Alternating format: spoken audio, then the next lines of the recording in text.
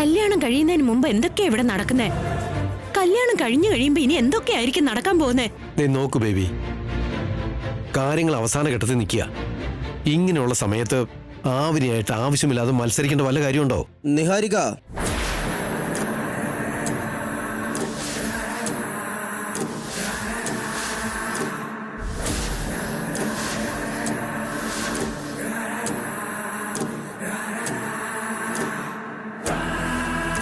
ഈ ഭ്രാന്തനെല്ലാം കേട്ടെന്നാ തോന്നുന്നു.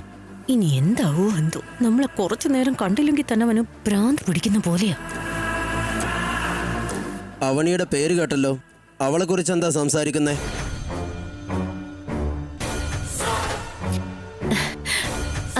അവള് കുടം സമർപ്പിച്ചില്ലേ, അതിനെ കുറിച്ച് സംസാരിക്കുമായിരുന്നു.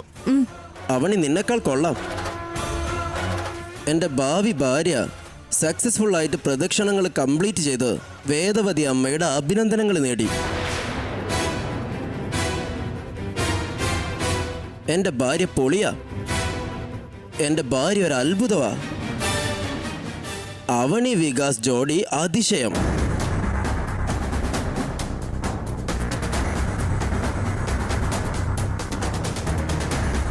ഇതിന്റെ ഒരു കുറവും കൂടെ ഉണ്ടായിരുന്നുള്ളൂ. അവൻ എന്റെ അനിയനായി പോയി. ഇല്ലെങ്കിൽ കാളിയുടെ മുന്നിൽ ഞാൻ അവനെ ബലി കൊടുത്താനും. അവനെ എന്തോ അവന്റെ ഭാര്യ ആയതുപോലെ അവന്റെ പെരുമാറ്റം.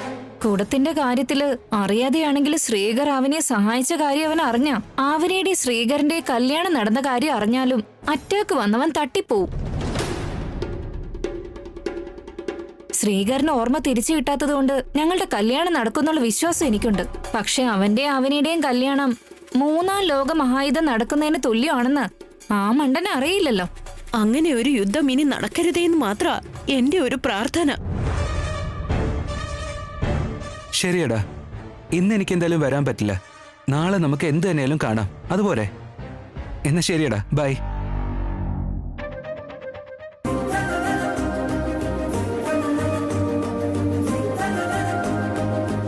വികാസ് അവിടെയല്ലേ നിൽക്കുന്നേ? നീ എന്തിനാ ഇങ്ങോട്ടേക്ക് വന്നേ? താങ്ക്സ് ഏട്ടാ. എന്തിന്? അമ്മയുടെ മുമ്പിൽ ആ കുടം സമർപ്പിക്കുന്ന കാര്യത്തില് ഏട്ടൻ എനിക്ക് വലിയ സഹായം ചെയ്തത്. ഞാനെന്താ ചെയ്തേ? ഇവര് രണ്ടുപേരും എന്താ ഈ സമയത്ത് സംസാരിക്കുന്നത്? വെള്ളമൊഴിച്ചത് നിങ്ങൾ മനഃപൂർവ്വം ചെയ്തതല്ലെങ്കിലും എനിക്കത് ശരിക്കും ഉപകാരപ്പെട്ടു ഏട്ടാ. അതിന് ഞാനിപ്പോ എന്താ ചെയ്തേ? ഞാനെങ്ങാനും നിന്റെ പൂജയില് ഡിസ്റ്റർബൻസ് ആയെന്നാ ഞാൻ കരുതിയത്. അത് എത്ര വലിയ സഹായമാണെന്ന് എനിക്കറിയാം ചേട്ടാ. ആയിക്കോട്ടെ, ഞാൻ അറിഞ്ഞോ അറിയാതെയോ നല്ല കാര്യമാണല്ലോ ചെയ്തത്. ദോഷമല്ലല്ലോ, അത് സന്തോഷം. ഞാനൊരു കാര്യം പറയട്ടെ ഏട്ടാ. പറഞ്ഞോ. നമുക്ക് രണ്ടാൾക്കും ഇടയിൽ എത്രയോ ജന്മങ്ങളുടെ ബന്ധമുണ്ട് ഏട്ടാ.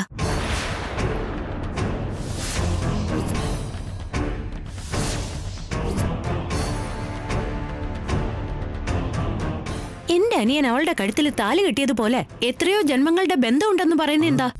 ശരിയാണല്ലോ. വികാസുമായിട്ട് കല്യാണം ഫിക്സ് ചെയ്താലും ശ്രീകറിനെ ഇപ്പോഴും മറന്നിട്ടില്ലെന്നാ തോന്നുന്നത്. നമ്മുടേത് വേർപെടുത്താൻ കഴിയാത്ത ബന്ധമാണ്. ദൈവം ചേർത്ത് വെച്ചത് നമ്മളെ 100 വർഷം അത് നിലനിൽക്കും. എന്താ അവനി നീ ഇന്ന് ഇങ്ങനെയൊക്കെ സംസാരിക്കുന്നേ? അമ്മയുടെ സന്നിധിയിലല്ലേ ഇപ്പോൾ ഉള്ളത്. എനിക്കെന്തോ മനസ്സിലുള്ള കാര്യങ്ങളൊക്കെ പറയണമെന്ന് തോന്നി. വേർപെടുത്താൻ പറ്റാത്ത ബന്ധം എന്ന് പറഞ്ഞു. നീ എന്താ അതിനെന്റെ ഭാര്യ എങ്ങാനും ആണോ അങ്ങനെയൊക്കെ പറയാൻ?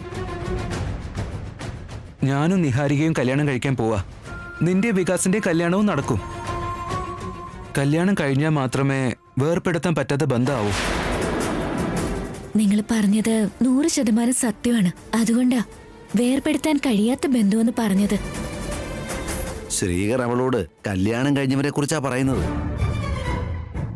ആവണി അത് മനസ്സിലായിട്ടും ആവാത്ത പോലെ സംസാരിക്കുന്നു. ആവണി പറഞ്ഞതില് എന്തോ മർമ്മമുണ്ട് ഏട്ടാ. അത് ശരിയാ. ശ്രീകരന് ഓർമ്മ തിരിച്ചു കിട്ടില്ല എന്ന് കരുതി അവനെ പൊട്ടനാക്കിക്കൊണ്ടിരിക്കുക. എനിക്ക് അറിഞ്ഞൂടാ. നീ പറയുന്നത് ചിലപ്പോ എനിക്ക് ഒട്ടും മനസ്സിലാകാത്ത ചില കാര്യങ്ങളാ. ഒന്നുകൂടെ വ്യക്തമാക്കി പറഞ്ഞാ എനിക്കൊന്നും മനസ്സിലാകുന്നില്ല.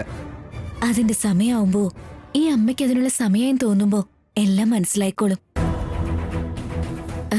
എന്തായാലും ഇന്ന് നിങ്ങൾ എനിക്ക് ചെയ്ത സഹായത്തിന് ഞാൻ നിങ്ങളോട് ഒരു വട്ടം കൂടി താങ്ക്സ് പറയുന്നു. It's okay Avani.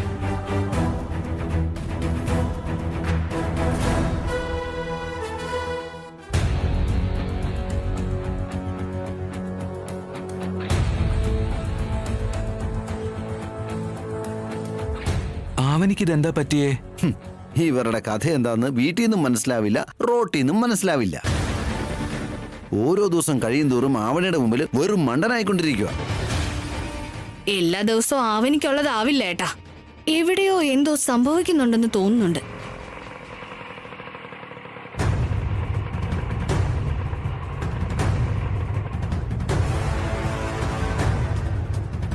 ചേച്ചി, നിങ്ങൾ എന്താ ഇത്ര ലേറ്റ് ആയത്? ഞാൻ ചേച്ചിയെ വിളിച്ചിട്ട് ഫോൺ സ്വിച്ച് ഓഫ് ആണല്ലോ. ചേച്ചി, എനിക്ക് ആദ്യം ഒരു കാര്യം പറയാനുണ്ട്. ഞാൻ കുടം സമർപ്പിക്കാതിരിക്കാൻ വേണ്ടി നിഹാരിക്ക് എന്താ ചെയ്തെന്നറിയാമോ?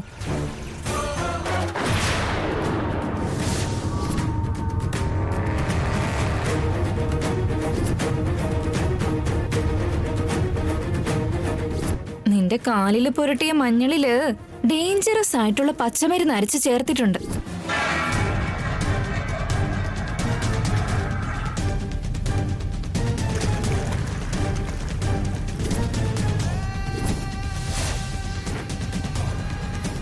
അവൾ അത്രയൊക്കെ ചെയ്തിട്ടും ശ്രീകരേട്ടന്റെ ദയ കൊണ്ട് എനിക്ക് പ്രദക്ഷിണം പൂർത്തിയാക്കി അമ്മയുടെ മുന്നിൽ കുടം സമർപ്പിക്കാൻ കഴിഞ്ഞു. എന്നെനിക്ക് ഒരുപാട് സന്തോഷമായി ചേച്ചി. അവനി, നീ പോലും അറിയാതെ നിനക്കെതിരെ എന്തൊക്കെയോ സംഭവിക്കുന്നുണ്ട് മോളെ.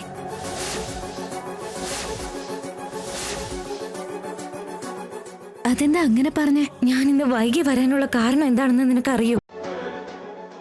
ഞാൻ ഇങ്ങോട്ട് വരാതിരിക്കാൻ ആരൊക്കെയോ പ്ലാൻ ചെയ്തത്.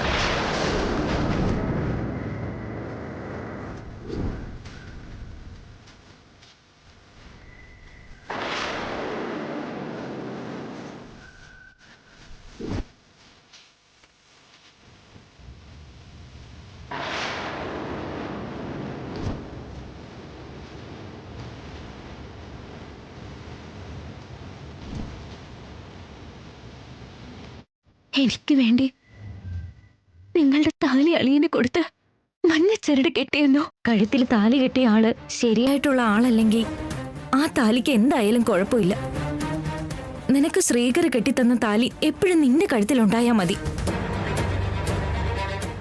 അവനി, ഞാൻ ഇന്നിങ്ങോട്ട് വരണമെന്ന് വിചാരിച്ചതേയല്ല. ഒരു തീരുമാനം എടുത്തതുകൊണ്ട് മാത്രമാണ് ഞാൻ വന്നത്. തീരുമാനോ?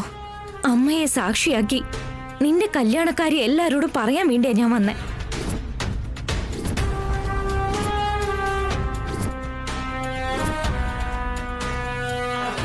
അതിന് നിന്റെ ഈ മാരേജ് സർട്ടിഫിക്കറ്റ് കൊണ്ടാ വന്നത്.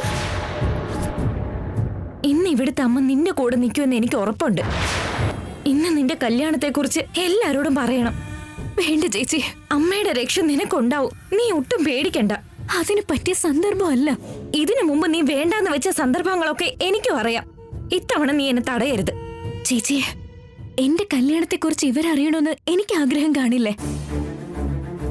പക്ഷെ ഇപ്പൊ ഓരോ അവസ്ഥകളും പരീക്ഷണങ്ങളാണ്. ഒന്നും നമുക്ക് അനുകൂലമല്ല.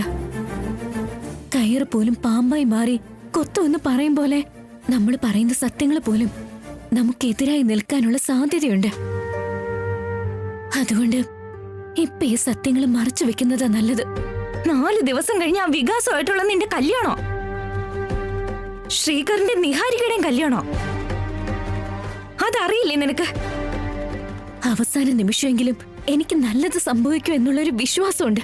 നമ്മൾ സത്യം പറയുന്നതും സത്യം സത്യമായിട്ട് പുറത്തു വരുന്നതും തമ്മിൽ ഒരുപാട് വ്യത്യാസമുണ്ട്. ഇനി ഇതുപോലെ ന്യായം പറഞ്ഞുകൊണ്ടിരിക്കരുത്. ദയവ് ചെയ്തൊന്ന് മനസ്സിലാക്ക്. നമ്മളിപ്പോ ആദ്യം ചെയ്യേണ്ടത് എന്താന്ന് വെച്ചാ, നിങ്ങളെ ഇങ്ങോട്ട് വരാതെ തടഞ്ഞു വെച്ചത് ആരാണെന്ന് നമ്മൾ അറിയണം. ആവണി, മോളെ ആവണി. ഞാൻ വരുന്നു അമ്മേ. ചേച്ചി, ഞാൻ കാല് പിടിക്കാം. തിരക്ക് കാണിക്കരുത്. ഞാൻ ഇപ്പൊ തന്നെ ഇങ്ങോട്ട് തിരിച്ചു വരാം, പ്ലീസ്. അതിനുള്ളില് മറ്റൊരു തീരുമാനവും നിങ്ങൾ എടുക്കരുത്.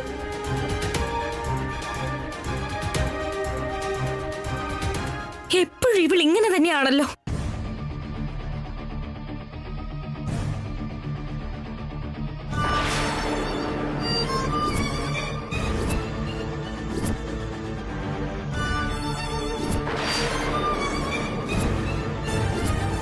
എടാ, നിക്കടാ.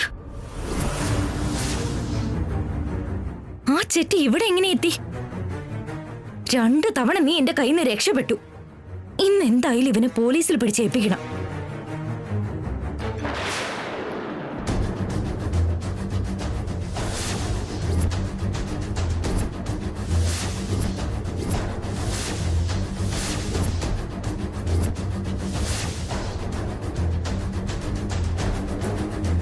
നിന്നെ ലോക്ക് ചെയ്യാൻ ആളെ വിട്ടതായിരുന്നല്ലോ, പിന്നെ എങ്ങനെ ഇറങ്ങി?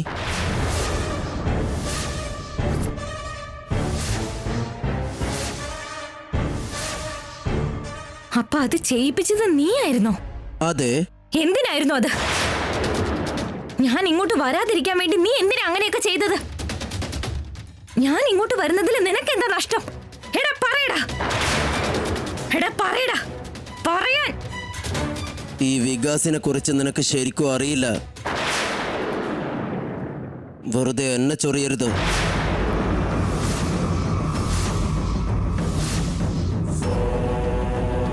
വികാസ് എന്ന് പറയുന്ന നീയാണോ? യെസ്, ഞാനാ. എന്റെ ആവനിയെ, നിന്റെ അനിയത്തി അവണിയെ കെട്ടാൻ പോകുന്നത് ഞാനാ. നിന്നെ പോലൊരു ദുഷ്ടനുമായിട്ട് എന്റെ അനിയത്തിയുടെ കല്യാണം നടക്കാൻ ഞാൻ സമ്മതിക്കില്ല. നിന്നെ ഇപ്പൊ തന്നെ പോലീസിൽ പിടിച്ചേൽപ്പിക്കും ഞാൻ. അന്ന് എന്നെ അപകടത്തിൽപ്പെടുത്തിയ കാര്യം മുതൽ എല്ലാം ഞാൻ പോലീസിനോട് പറയും. കല്യാണത്തിന് വെറും 4 ദിവസമേ ഉള്ളൂ. ഈ സമയത്ത് നീ പ്രശ്നം ഉണ്ടാക്കിയ അവണിക്ക് വലിയ പ്രശ്നമാകും. ഇത്രയും വലിയൊരു സത്യം നിന്നെ കുറിച്ച് അറിഞ്ഞിട്ടും നീയുമായിട്ടുള്ള എന്റെ അനിയത്തിയുടെ കല്യാണം നടക്കും തോന്നുന്നുണ്ടോ? 4 ദിവസത്തിന് മുമ്പേ ആ അമ്മയായിട്ടാ എനിക്ക് ഈ സത്യം കാണിച്ചു തന്നത്. നിന്നെ കുറിച്ച് ഉടനെ തന്നെ ഞാൻ എല്ലാവരോടും പറഞ്ഞു കൊടുക്കും. വേദവതി അമ്മയും പ്രസാദ് റാവു സാറും നീ വളരെ നല്ലവനാണ്, സമർത്ഥനാണെന്നൊക്കെ അല്ലേ കരുതിയിരിക്കുന്നത്. നിന്റെ സാമർത്ഥ്യം എന്താണെന്ന് ഇന്ന് അവരറിയും. സുജാത, ഞാൻ പറയുന്ന കേക്ക്. ഞാനിപ്പോ നല്ലവനായി മാറിയിട്ടുണ്ട്. കഴിഞ്ഞതൊക്കെ ദയവ് ചെയ്ത് മറക്കണം. ഞാൻ നിനക്ക് എത്ര പണം വേണമെങ്കിലും തരാം. നീ തരുന്ന പൈസയെക്കാളും എന്റെ അനിയത്തിയുടെ ജീവിതം എനിക്ക് വലുത്. നിന്റെ അനിയത്തിയെ ഞാൻ ദുബായിലെ മഹാറാണിയാക്കാം. അതിൽ കൂടുതൽ എന്താ വേണ്ടത്? എന്റെ അനിയത്തി കുടിലില്ല ജനിച്ചതെങ്കിലും മഹാറാണിയാടാ.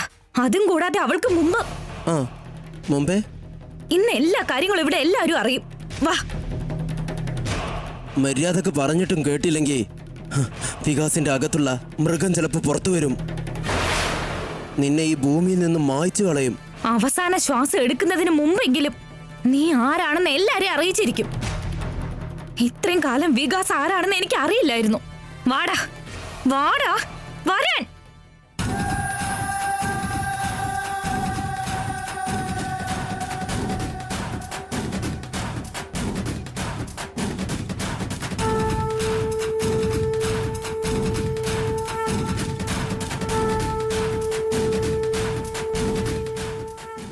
വേദവതി അമ്മേ,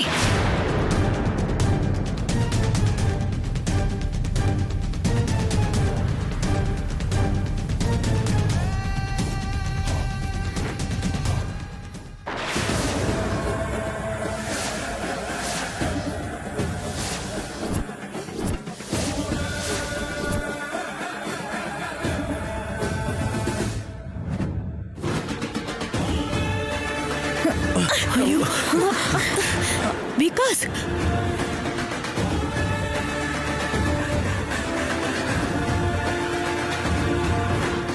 സുജാത,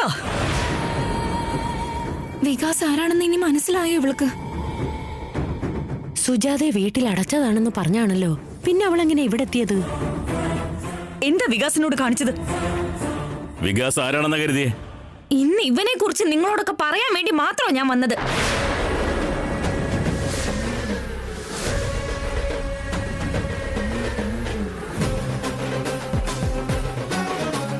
തീരുമാനമായി, മൊത്തം കാര്യത്തിൽ തീരുമാനമായി.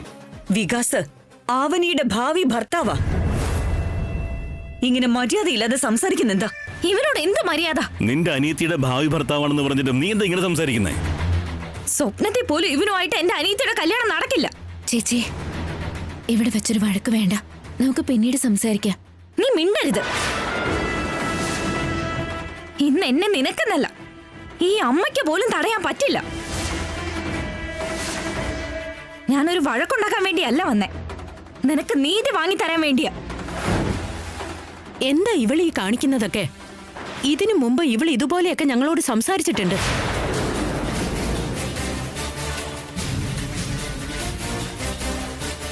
ഞങ്ങൾ ബന്ധുക്കളാകാൻ പോകുന്നവരോട് ഒരു ബഹുമാനവും ഈ സുജാതയ്ക്ക്. ബഹുമാനിക്കപ്പെടാനുള്ള അർഹത നിങ്ങൾക്കുണ്ടോ? എല്ലാവരുടെയും മുമ്പിൽ വെച്ച് കുടുംബത്തിന്റെ അന്തസ് കളയാൻ വേണ്ടി അവള് പറയുന്നതൊക്കെ കേട്ടില്ലേ? അന്തസ്സോ നിങ്ങൾക്കോ? ഇവള് കുറെ സംസാരിക്കും. ഞാൻ അതിന് ഇതുവരെ സംസാരിച്ച് തുടങ്ങിയില്ല. തുടങ്ങാൻ പോകുന്നേ ഉള്ളൂ.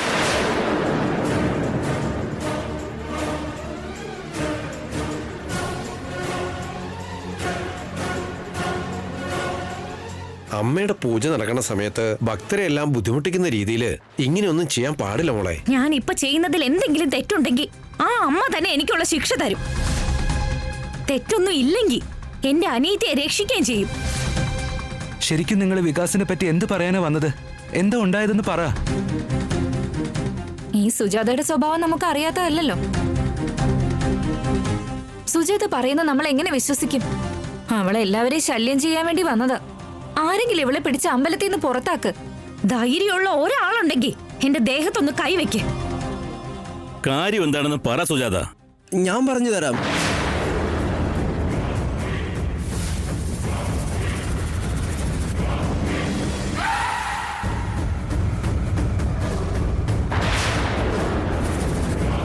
വേദവതി അമ്മേ, ഇവിടുത്തെ അമ്മയുടെ മേൽ സത്യം ചെയ്ത് എനിക്ക് കുറച്ച് സത്യങ്ങൾ പറയണം.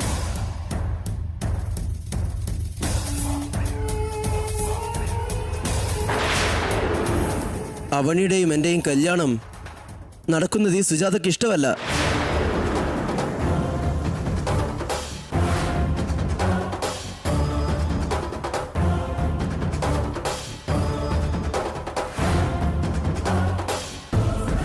അവർക്ക് ശ്രീകരുമായിട്ട് കല്യാണം നടക്കണമെന്നാ.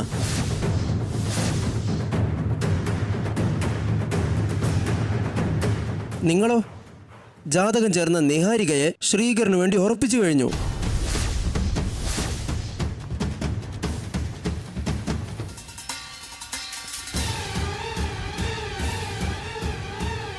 സുജാത ചേച്ചി എന്നോട് പറഞ്ഞതെന്താന്ന് വെച്ചാ, അവനിയെ കല്യാണം കഴിക്കാൻ നിനക്ക് ഇഷ്ടമല്ല വികാസ് എന്ന് പറയണമെന്ന്. പച്ചക്കള്ളം. സത്യം. എന്റെ ചേച്ചി എന്തിനാ അങ്ങനെ പറയുന്നേ? എന്തെങ്കിലും ഉണ്ടെങ്കിൽ മുഖത്ത് നോക്കി ചോദിക്കും എന്റെ ചേച്ചി. വികാസ് സംസാരിച്ചുകൊണ്ടിരിക്കുമ്പോ നീ എന്തിനാ ഇടയ്ക്ക് കയറുന്നേ? അവനൊന്ന് പറഞ്ഞു തീർത്തോട്ടെ. ഇവൻ പറയുന്നതെല്ലാം കള്ളവാ. സത്യം എന്താണെന്നുള്ളത് ഞാൻ പറഞ്ഞു തരാം. വികാസ് ഒന്ന് പറഞ്ഞു തീർക്കട്ടെ. നീ പറ വികാസ്. ദൈവതുല്യരായ വേദവതി അമ്മയും ഭർത്താവും എന്നോട് പറയുന്നത് ഞാൻ ചെയ്യും. എന്തുകൊണ്ടെന്നാ, കല്യാണം ഉറപ്പിച്ചത് അവരല്ലേ എന്ന് ഞാൻ ചോദിച്ചു. അപ്പൊ പറഞ്ഞത് എന്താണെന്നോ? പറഞ്ഞാ നിങ്ങൾ വിശ്വസിക്കില്ല. വിശ്വസ്തൻ എന്നൊരു ടൈറ്റിലില് നിന്നെ ഹീറോയാക്കിയിട്ട് ഒരു സിനിമ തന്നെ എടുക്കാം. അത്രയ്ക്ക് വിശ്വസ്തനല്ലേ നീ? പറഞ്ഞോ. അവര് പറഞ്ഞത് കേട്ടില്ലെങ്കിൽ എന്നെ കുറിച്ച് ഇല്ലാത്തത് പറയുമെന്ന് ഭീഷണിപ്പെടുത്തി.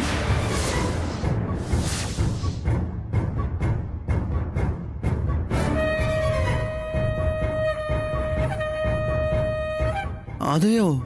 അതെ, കള്ളമാണ്.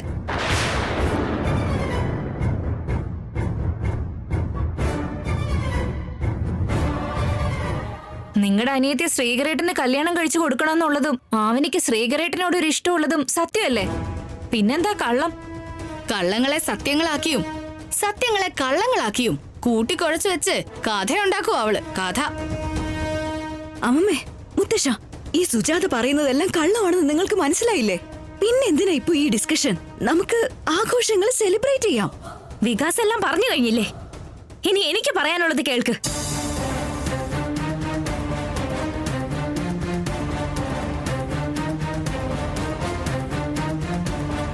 ഈ വികാസ് നിങ്ങൾ കരുതുന്ന പോലെ അത്രയ്ക്ക് വലിയ മനസ്സുള്ള ഒരാളൊന്നും അല്ല. മുഴുകൊടിയനാ.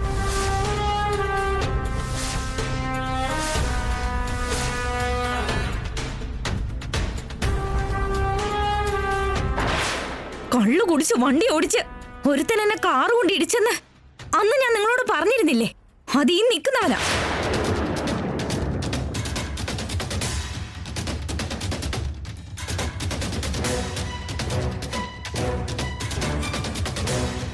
ഇന്നത്തെ ദിവസം ഞാൻ ഇങ്ങോട്ടേക്ക് വരാതിരിക്കുന്നതിനായിട്ട് വീട്ടിലേക്ക് ആളെ പറഞ്ഞു വിട്ട് എന്നെ വീട്ടിൽ അടച്ചിട്ടു. ഞാനോ? അയ്യോ, ഇത് കെട്ടുകഥയാ. ഇവനേക്കാളും വലിയൊരു ചെറ്റ ഉണ്ടാവില്ല. ഇവനെ വിശ്വസിക്കരുത്. ഇവനുമായിട്ട് എന്തൊക്കെ സംഭവിച്ചാലും എന്റെ അനിയത്തിയുടെ കല്യാണം നടക്കില്ല. ശ്രീകരേട്ടനായിട്ടുള്ള എന്റെ കല്യാണം ചേച്ചിക്കും അനിയത്തിക്കും ഒട്ടും ഇഷ്ടമല്ല. അതുകൊണ്ടാ ഇവര് നാടകം കളിക്കുന്ന. വികാസ് നല്ലവനല്ലെന്ന് നീ പറയുന്നു, പക്ഷെ ആവനി അവനെക്കുറിച്ച് പറഞ്ഞതെല്ലാം നല്ല കാര്യങ്ങളാണല്ലോ.